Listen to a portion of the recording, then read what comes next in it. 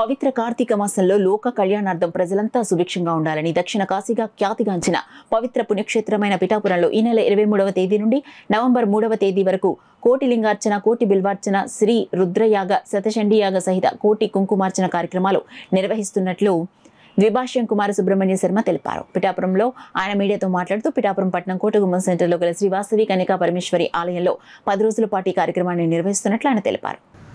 11 రుద్రాలతోటి పాలు, పెరుగు, నెయ్య, తేనె, పంచదార, పండ్ల రసాలు, విభూతి, గంధం, సెంటు, లవండర్ ఇలాగా 11 రకాల ద్రవ్యాలతోటి అభిషేకం చేయడం జరుగుతుంది. ఒకరు కాదు, 11 మంది రుద్ర సంఖ్యతోటి. అంటే ఒకరోజు కార్యక్రమంలో 11 × 11 121 అభిషేకాలు జరుగుతాయి. ఇలాగా కోటి లింగార్చన 10 రోజుల్లో పూర్తవుతుంది.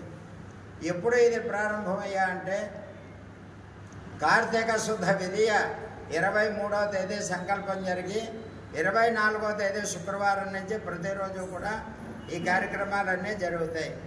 తర్వాత కోటి బిల్వార్చన ప్రతిరోజు కూడా శివుడికి మగవారి చేత 10 లక్షల బిల్వార్చన, ఆడవారి చేత 10 లక్షల కుంకుమార్చన. తర్వాత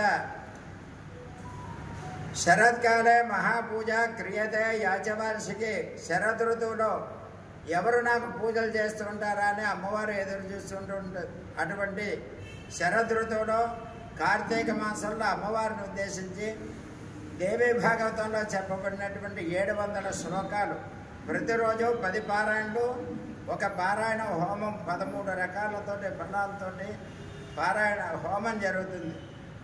తర్వాత కుంకుమార్చన, ఎవరికి సువాసన్యార్చన ప్రేత సువాసనే స్త్రీలను పూజించడానికి అమ్మవారు ఇష్టపడుతుంది.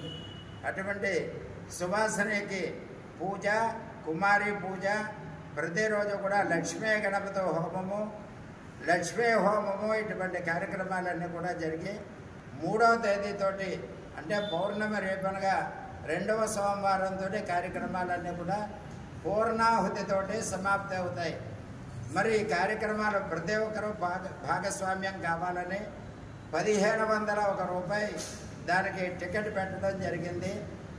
అలాగే 11,111 రూపాయలు కట్టినట్లయితే ఆ రోజు జరిగే కార్యక్రమాలన్నీ కూడా కళ్యాణంతో సహా ప్రతి కార్యక్రమం కూడా మీ చేతులతో మీరు చేసుకోవచ్చు. అలాగే ప్రారంభం సంకల్పం నుంచి ఆఖరి దాకా కూడా ప్రతిరోజు మీరు గోత్రనామాలతో ఈ కార్యక్రమాలన్నీ కూడా జరుగుతాయి. మహత్తరమైనటువంటి కార్యక్రమం, ఎంత బలమైందో అంత బలమైనటువంటి క్షేత్రం పిఠాపురం క్షేత్రం ఇక్కడ చేయడం జరుగుతుంది. అందరూ కూడా పాల్గొని ఈ కార్యక్రమాన్ని జయప్రదం చేయవలసిందిగా కోరుతున్నా.